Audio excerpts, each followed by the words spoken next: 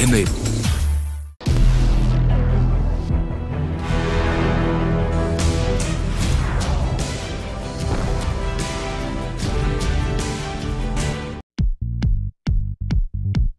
Platinum Guild International recently concluded the third edition of the Platinum Buyer-Seller Meet in Hyderabad, an exclusive signature event for authorized platinum jewelry manufacturers and retailers. A platform that brings together the biggest names from the jewelry industry to explore new trends, ideas, and showcase a wide range of new platinum jewelry designs. This is a buyer-seller meet. It's a B2B meet that we organize. We get all our key manufacturing partners to participate, and they have their new range of product that we have in each of our brands. And we invite all our top retailers. So this year we've got a really great number. I think about 105 or 110 retailers from across India have come. And it's really a B2B engagement. People get to focus on platinum. This is all about platinum. There is no distraction. Platinum is the fastest growing jewelry category in India, reporting a robust growth of 21% year on year. Millennials today are consciously choosing platinum for its rarity and the unique designs that are inspired by global trends and addresses their desire for modern jewelry. These consumers have very specific demands, and something which is subtle, something which is not over the top, and also fits in their profile of their wardrobe is exactly what platinum is offering today. The youngsters nowadays are going into digital and a lot of other kind of white goods and things like that because they have extra cash to spend. But the sentiment still retains because of one of the reasons is because even though we've always been a traditional jeweler in the South, we also now started making a lot of contemporary designs so that the latest, all the youngsters and the teenagers can enjoy it in different various occasions of their part of their life. The young customers, young generation customers, they are moving from gold to buy platinum. And moreover, the platinum rate is also comparing to gold. It is very cheaper nowadays. Last year, during the first quarter, the prices were about 2,700 or 2,800 rupees a gram. This year it's above 3,000 rupees a gram for as gold is concerned. Platinum has been quite steady. Internationally, platinum prices have come down. So these are great opportunities basically to pick up platinum as a metal. With platinum, I think it's very significantly different because I think it is for self-purchase. And what we've seen is people are willing to pay a premium. In addition, we don't really see buybacks for platinum because it is an emotional purchase. It's largely, say, for a wedding ring, or it's for an occasion. So very seldom do we see consumers coming back returning their platinum. A promising category, giving jewelry retailers a real competitive edge. A true knowledge share platform, this year the Platinum Buyer-Seller Meet brought in stalwarts from different industries to discuss and share disruptive strategies and techniques to capture the heart and mind of India's millennial consumers, an imperative today to grow business. Let's take a look at what the experts had to say. So let me begin with you first, Murli. What would you say have been the major key disruptors that we've seen in the last 3 years, and what are the kind of growth opportunities that we have seen arise because of that? If you talk about disruptions, top 3 of them, unfortunately I have to say all the 3 disruptions would have a technology undertone. Technology actually becoming the disruptor, technology becoming the business model, technology becoming the brand. It's technology everywhere. More examples, we can discuss more examples. If you talk about business which involves metals, molds, plastics, prototypes, 3D printing is taken over predominantly. So technology is going to be the undertone for whatever you think to disrupt our business models. And it's not only I'm giving away this preaching to you folks who are standing, sitting out there in the crowd. It is affecting us. I work for PwC. It is affecting us in the same way. We actually say in the next 7 to 8 years, we may not exist the same way we exist now. I think 70 to 80% of the services as we do as of today will cease to exist. So that's all I want to say for now, Manisha. And then, of course, we'll take this conversation forward as we go. But Akash, we have come a long way from 3 channels on DD to the Star to the kind of OTT content that we have right now. Technology, as he said, of course, has been the major disruptor. But from where we stand right now, what is the kind of consumption? What is the kind of spend? Is it more about millennials? What really has been the other thing that has brought the market to where it stands? I think the big disruption has been on 2 accounts. One is the consumers' massive appetite, consumers' huge demand for change, to be in control. Because consumers wanted to be in control of their viewing spectrum, the entire spectrum of the viewing experience, right from the kind of content that they're going to see, to the devices that they're going to see, and the methods that they're going to use to pay for that content, right? And technology, what it has done, has enabled all of that, right from the backend to a great UI, UX, user interface on a digital product where consumers have started coming in on a small screen, a mobile device, and people and consumers have started spending and watching long-form content. And on Voot, what we, for example, see is a massive time spent.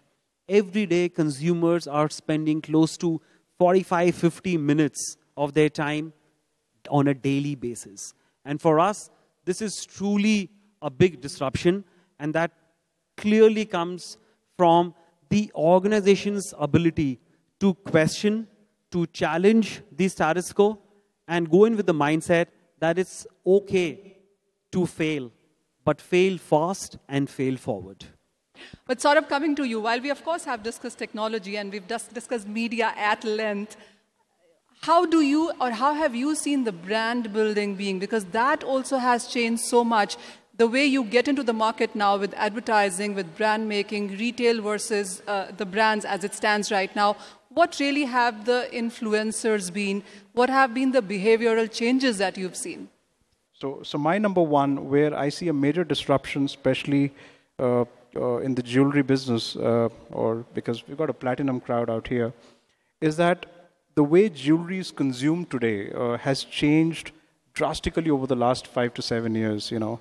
And the reason for that is primarily we've got a lot more women who are not sitting at home, they're working, they've got a career to build, they're very passionate and aspirational about it.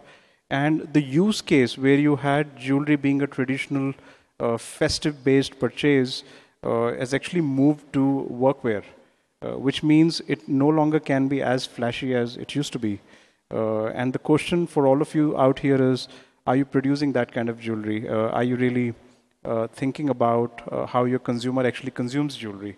So that's one disruption that I've personally witnessed, also advising clients. The second disruption I see is that increasingly it's the buyer's market. Now I understand that there's a buyer-seller meet here. So I'm not talking about the buyers sitting over here, but I'm talking about the buyers' buyers, which is actually the consumers, again, the customers. And they are a lot more aware. They're extremely intelligent. They know how to make choices. They know how to research. You've got all these technology tools available. You've got Googles of the world. You've got all kinds of discovery engines. You've got social media throwing all kinds of ideas on what's trending, what's not. The challenge is in a buyer's market, you've got to be upping your game significantly. You know, you've got to be completely in sync with the realities of the market. So if you're innovating a product by actually just following what was successful in one market, you're probably going to be late by the time you reach the buyer. So the pace of innovation will have to change significantly as far as product design is concerned. The third area where I see a massive disruption which has happened, obviously because of digital, but it's the shopping behavior. Earlier, it was about going to a jewelry shop, spending maybe a couple of hours, buying expensive jewelry, a lot of considerations involved. Maybe you even carry back some jewelry to home, show it to a couple of people, is this good enough? And then finally you make a purchase. And it was kind of time bound in the sense that the shop is going to be open for a while. But the question to ask you is, are you ready for this 24-hour shopping experience? You know, where people can actually spend a lot of time online, make a purchase at 3 a.m. in the night, and might want to chat with somebody on your e-commerce shop at that point in time, and that somebody's got to be intelligent enough to answer questions in the right way. So the challenge here is, while these disruptions are happening and they're continuous, how are you building your capabilities to kind of keep in terms with that?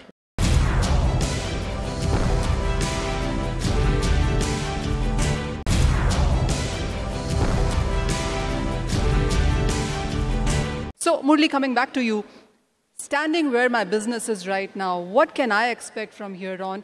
How do I look at my business? What is that thing that keeps me ahead of others? Typical millennial customer who actually likes the love metal more than the yellow metal, if you want to. If you take his or her character persona, as we say in design thinking, what does he and she do? Let's say in a metropolis, let's take one persona, individual, lives in metropolis, has surplus income, which could be spent on something else. His maximum amount of time spent is on a mobile device. You practically can fingerprint them in that sense, what his likes, dislikes, what he or she drinks, where he or she goes. But how much of that information do you get access to? Do you have a digital marketing strategy?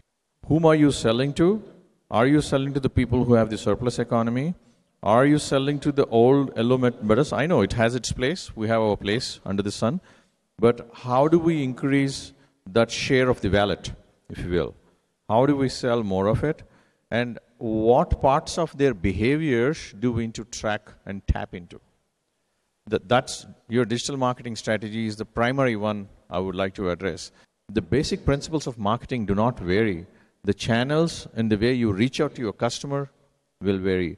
Or another behavior you can target is that as they're becoming individuals with surplus income, they also want a lot of customization. They don't want to buy off-the-shelf product which his or her neighbor is ever going to wear. They don't want to be seen to be wearing the same product. So the individualism will drive customization to the hilt. So these are 2-3 things I would like to address. I would like you to address so that you stay relevant in the market of tomorrow. Very well said. I think customization and the value for money, the millennials, and of course the kind of cheap data access that we have right now just opens up the world so much more for us. Akash, of course, address all of that and also talk about the global influences that we see here, because when we talk about products, when we talk about jewelry or platinum for that matter, much of that really India seems to be following a lot of that, doesn't it? Millennials, audiences who are in metros, younger consumers who have a huge spending power, they will certainly be your early adopters of any products, be it jewelry, be it OTT, be it anything on the digital side, for sure. But there is a rumbling that's happening underneath our feet. The entire landscape is very clearly and strongly changing because India is a country of countries, right? 75% of the new internet consumers in this country are not going to be coming from your metro markets. They're going to be coming from rural markets. They're going to be coming from your tier 2, tier 3 towns. And 75% of those new internet consumers are going to consume content in their regional languages.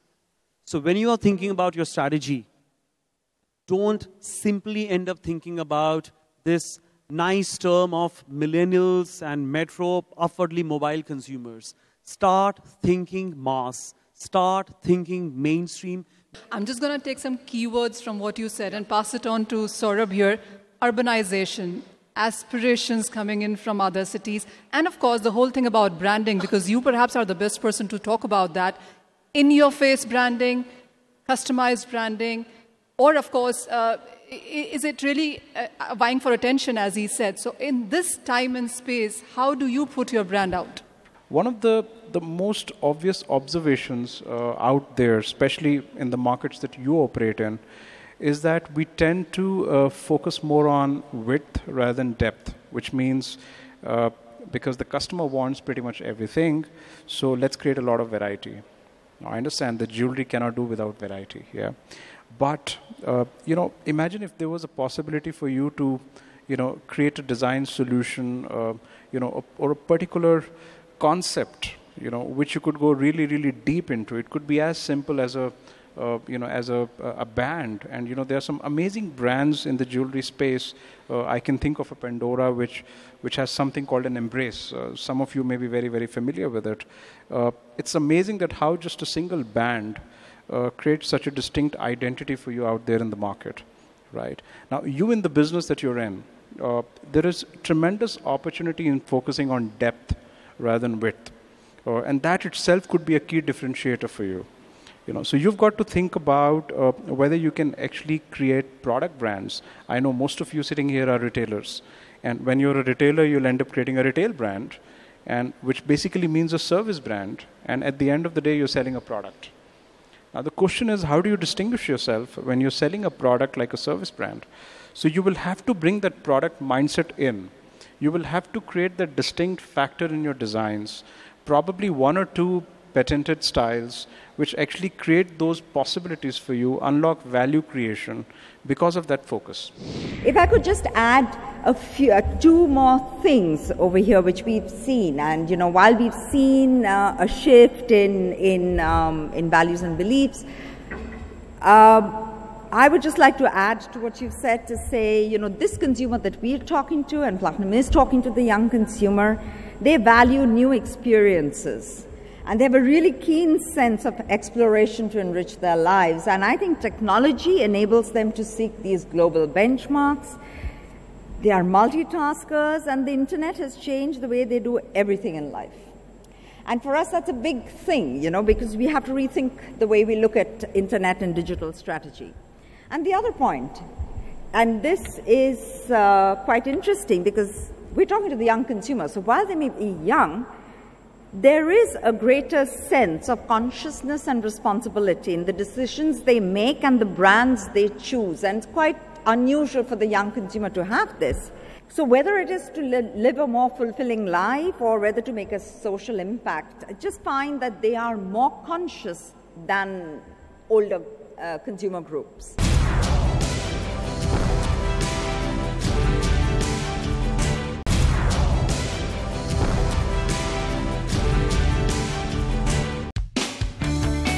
The event concluded with felicitating key retailers who championed the Season of Love campaign, PGI India's flagship in-store conversion program. So today, as we said earlier, we are going to be celebrating success. The Season of Love 2018 has completely set new benchmarks. We started, as you all know, Season of Love in 2016, and we had 20% of our retail stores participating. And in just 2 years, this year, we have 90% of all Platinum stores participating. And with a 70% growth in sales and a 3-fold increase in consumer engagement, it is an incredible success. And it would not have been possible without your belief, support, and tremendous efforts. So thank you, and a big congratulations to all. So can we just give all of you a hand? This year, the in-store campaign registered a retail sales growth of 70% with a whopping 75% increase in the number of retailers who participated in the campaign. Here's a look at the highlights from the night that honored the outperforming achievers in the sale of platinum jewelry. Best Independent Store, Platinum Sales East. The winner is Indian Gems and Jewelry Creation.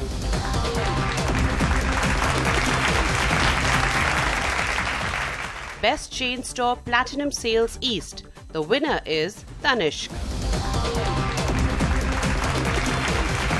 Best Independent Store, Platinum Sales North. The winner is Jewelove.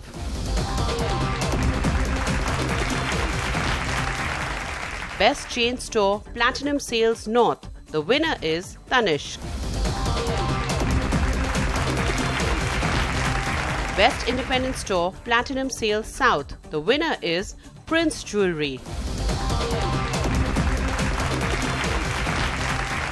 Best Chain Store Platinum Sales South. The winner is GRT Jewelers.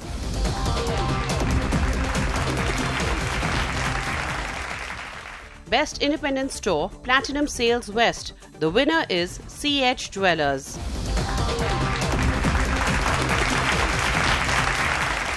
Best Chain Store Platinum Sales West. The winner is Aura.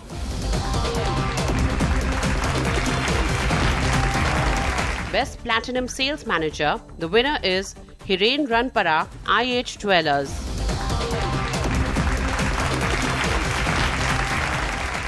Best Independent Store. The winner is IH Jewelers.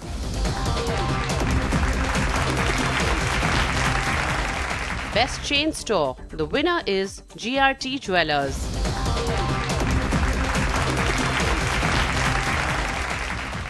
Best Manufacturer Platinum Sales for Platinum Days of Love. The winner is Jewelex. Best Manufacturer Platinum Sales for Ivara and Men's. The winner is BN Jewelers.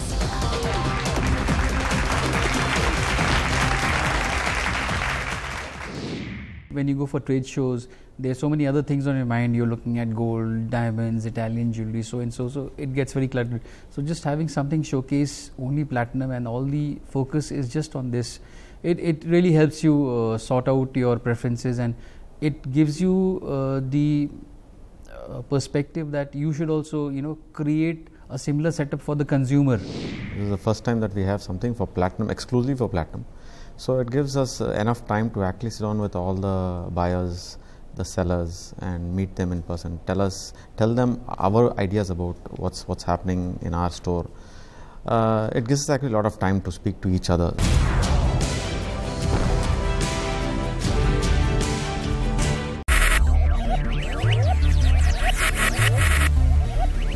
Focus, ideate, innovate, enable.